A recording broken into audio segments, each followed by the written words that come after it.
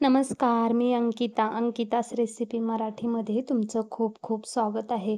आज आपण बनवणार आहोत हेल्दी आणि पौष्टिक खूप अशी गुणकारी रानभाजी. पावसाळ्यामध्ये जी रानभाजी आपल्याला बघायला भेटते. इथे मी रानातून असे छान मस्त ताजे फ्रेश करटुले आणलेत. आता आपण ते असे बारीक कट करून घेणार आहोत. आपण इथे आपल्या आवडीनुसार असे कट करून घेणार आहोत. मी इथे त्यांच्या अशा गोल चकल्या करून म्हणजे स्लाइस करून घेणार आहे. खायला पण खूप अशी हेल्दी भाजी आहे आणि बनवायला तर अशी खूप सोपी रेसिपी आहे आणि पावसाळ्यामध्येच आपल्याला ही भाजी रानामध्ये भेटते.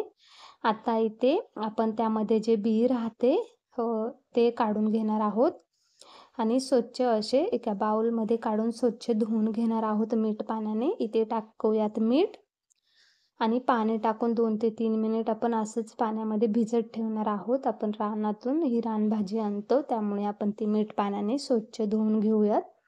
इथे चणा डाळ भिजत घालूयात 10 ते 15 मिनिट. इथे मस्त अशी आपली चणा डाळ पण इथे भिजली आहे. करटुले पण आपण स्वच्छ धुवून साफ करून घेतलेत. बारीक चिरलेला कांदा, लसूण. आता आपण फोडणीला सुरुवात करूया. इथे आपली कढईत तेल असं मस्त गरम झालंय. त्यामध्ये टाकूयात जिरे, लसूण, बारीक चिरलेला कांदा आणि छान असं तेलामध्ये मऊ लुसलुशीत होईपर्यंत परतून घेऊयात. एकदम असा लालसर होईपर्यंत आपल्याला कांदा परतून घ्यायचा आहे. इथे आपला कांदा असा छान परतलाय. आता आपण त्यामध्ये टाकूयात भिजवलेली डाळ आणि डाळ पण आपण अशी परतून घेऊयात कांद्यामध्ये.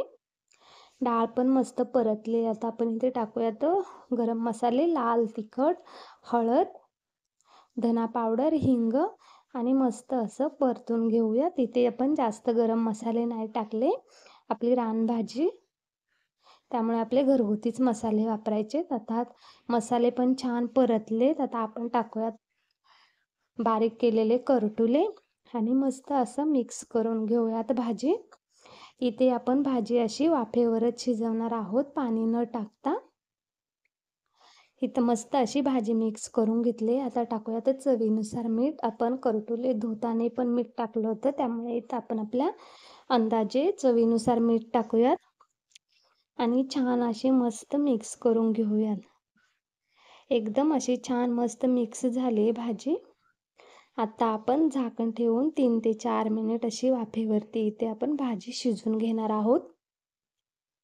इथे आपली करटुल्याची भाजी बघा एकदम छान अशी मस्त शिजली आहे. सर्वजण असे आवडीने खातील अशी आपली करटुल्याची भाजी इथे बनून तयार आहे.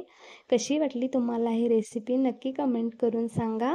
आवडली असेल तर लाईक करा, शेअर करा, सबस्क्राईब करा. तुम्ही पण ही रेसिपी नक्की ट्राय करा. धन्यवाद.